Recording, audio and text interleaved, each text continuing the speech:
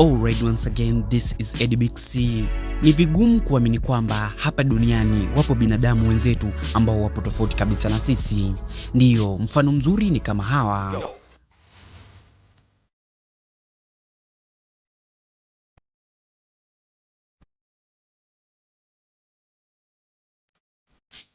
Sasa acha hawa, wapo zaidi ya hawa ambao sifa zao ni za kushangaza sana. Na leo nimekuletea watu 10 wenye sifa za kipekee duniani. Sasa kama ni mara yako ya kwanza kutazama Eddie Big C, karibu sana. Vile vile usisahau kulike video hii na kusubscribe.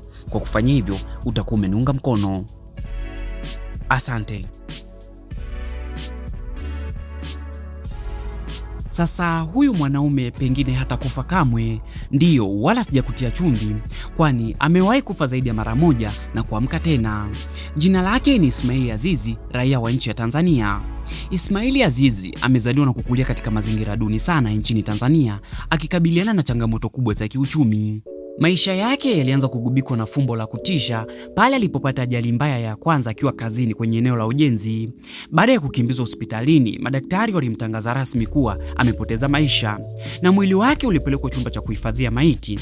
Sasa baada ya saa chache kabla ya ratiba za mazishi kuanza, Ismail aliamka. Aliwahi kuugua malaria kali iliyopelekea hadi kifo.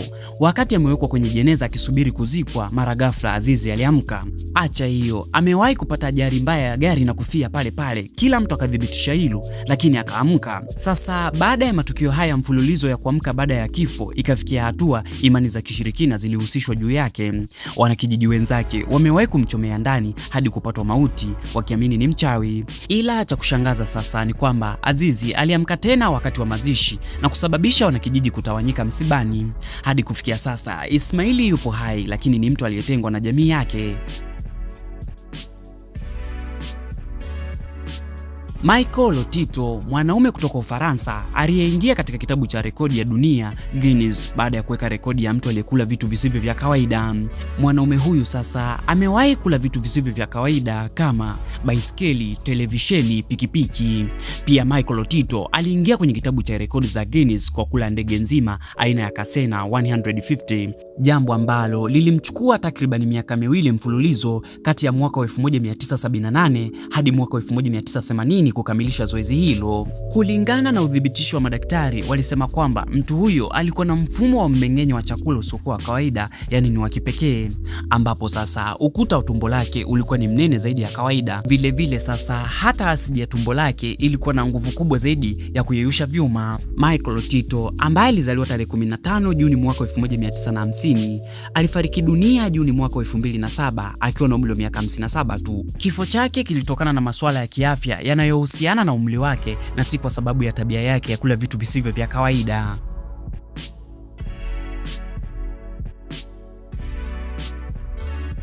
Sandhu Amari Bharat ni mtu kutoka India ambaye mnamo mwaka 1973 aliamua kuacha maisha yake ya kawaida na kujitolea maisha yake yote kwa ajili ya imani yake ya kidini. Tangu mwaka 1973 mkono wake wa kulia aliunyosha juu na hujawahi kushuka tangu mwaka huo hadi leo.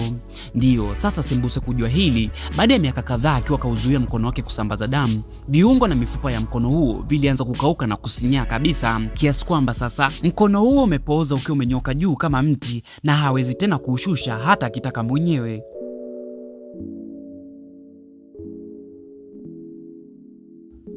Mnamo mwaka 1948 Huang Yunjin, mwanamke kutoka China, alipata ujauzito, lakini kwa bahati mbaya mtoto alifia tumboni. Kwa sababu hakuwa na pesa za upasuaji, alirudi nyumbani na tumbo lake na akaamua liwalo na liwe. Badala ya mwili wake kupata maambukizi na yeye kupata mauti, mwili wake ulichukua hatua ya kipekee ya kujirinda. Mwili wake sasa mama huyo ulianza kuupaka ule mwili wa mtoto madini ya calcium ili kuzuia sumu isisambae. Mtoto huyo aligeuka kuwa jiwe kamili la chokaa ndani ya tumbo lake. Kitaalamu inaitwa Lithopidion au stone baby. Huang aliishi na mtoto huyo wa jiwe tumboni mwake kwa miaka 65 mfululizo hadi alipotolewa kwa upasuaji mnamo mwaka 2013 akiwa na umri wa miaka 92. Sanju Bhagat kutoka India aliishi maisha yake yote akiwa na tumbo kubwa sana lililoonekana kama la mwanamke mjamzito. Jambo hilo lilimfanya achekwe sana kijijini kwake.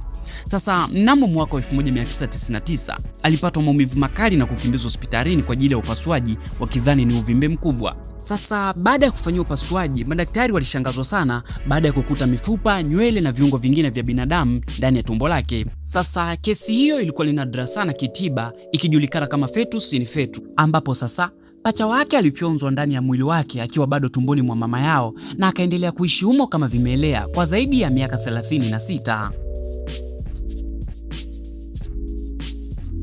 Freni Serak, mzee huyu kutoka Croatia, alijulikana kama mwanaume mwenye gundu zaidi duniani, lakini pia mwenye bahati zaidi duniani. Kivipi? Sasa mzee huyu amenusurika vifo mara 7 mfululizo. Ndiyo, mwaka 1962 treni aliyokuwa amepanda iliacha njia na kutumbukia mtoni kwenye barafu kali. Watu 17 walikufa pale pale, yeye akapona. Mwaka 1963 alikuwa kwenye ndege ambayo mlango wake ulifunguka kwa bahati mbaya wakiwa angani. Watu 19 walivutwa nje na kufa, lakini yeye aliangukia kwenye rundo la nyasi na kupona. Ajali nyingine sasa, aliwahi kunusulika baada ya gari lao ambalo ni basi kutumbukia ziwani na akapona. Pia gari lake kuwaka moto mara 2 mfululizo akiwa ndani na akapona. Akagongwa na basi akitembea kwa miguu akapona. Sasa kwa nini mtu kama huyu tulisema mwanzoni kuwa na bahati sana kuliko watu wengine? Sasa mnamo mwaka 2003 akiwa na umri wa miaka 73 alinunua tiketi ya bahati nasibu Lotter kwa mara ya kwanza kabisa na akashinda dola milioni 1.1, zaidi ya bilioni 3 za Kitanzania. Prahalad Jani aliyekuwa anajulikana pia kama Mataji alikuwa ni mtawa nchini India aliyedai kuishi kwa zaidi ya miaka 70 bila kula chochote wala kunywa tone la maji. Yeye alidai kuwa alikuwa akiamini Mungu wake wa kike ambaye aliyekuwa akimshushia miujiza. Ili kuandika uzito wa kisa hiki, serikali na jeshi la India kupitia taasisi ya tiba ya kijeshi DIPS hawakuamini maneno yake.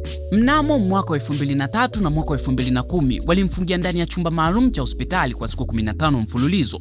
Ndiyo, katika siku zote hizo 15 mzee huyu hakula wala kunywa chochote, na cha kushangaza zaidi hakuenda chooni kabisa. Madaktari walimfanyia kipimo cha ultrasound na kukuta kibofu chake cha mkojo kilikuwa kikijaa maji, kisha mwili wake unayanyonya maji yale na kuyarudisha kwenye mzunguko wa damu. Hadi anafariki mwaka 2020 alikuwa na umri wa miaka 90. Wanasayansi walibaki wameachama, kwani kibiolojia binadamu hawezi kuishi zaidi ya siku chache bila maji. Mnamo Februari mwaka 1994 katika hospitali ya Riverside General California, Marekani, mwanamke mwenye umri wa miaka 31 aitwaye Gloria Ramirez alikimbizwa kwenye chumba cha dharura akiugua saratani ya shingo ya kizazi iliyokuwa imefikia hatua za mwisho. Madaktari walianza mara moja kumpa matibabu ya kuokoa maisha yake, lakini walichokutana nacho kiligeuka kuwa moja matukio ya kutisha zaidi kuwahi kurekodiwa katika historia ya tiba. Mwanamke huyu sasa, mwili wake ulikuwa na sumu asilia kabisa isiyo na madhara kwa upande wake, lakini sasa kwa wale waliokuwa karibu naye wakati wa matibabu, wote walianza kuanguka chini mmoja baada ya mwingine. Wahudumu wa afya wapatao 23 walipatwa na magonjwa ya ghafla kwa kuvuta tu hewa iliyotoka kwenye mwili wa Gloria. Sasa jambo la kusikitisha ni kwamba Gloria alifariki usiku huo pasina tiba yoyote, na hadi leo sayansi haina jibu kamili la kwa nini mwili wa Gloria uligeuka kuwa bomu la kemikali ya sumu. Apasra Hongsakura ni mwanamke mashuhuri na mfanyabiashara kutoka nchini Thailand ambaye alishinda taji la Miss Universe mwaka 1965. Alizaliwa tarehe 16 Januari ya mwaka 1947 huko Bangkok, Thailand. Anafahamika kihistoria kama mwanamke wa kwanza kutoka Thailand na mrembo wa kwanza kabisa kutoka ukanda wa Asia Kusini Mashariki kutawazwa kuwa mshindi wa taji hilo la urembo duniani. Sasa kitu cha kushangaza kutoka kwake mwanamke huyu, mwili wake umegoma kuzeeka na kuganda kwenye muonekano wa ubinti licha kuwa na miaka 79. Tena cha kushangaza zaidi ni kwamba anazidi kuwa mrembo kadiri ya miaka inavyozidi kwenda.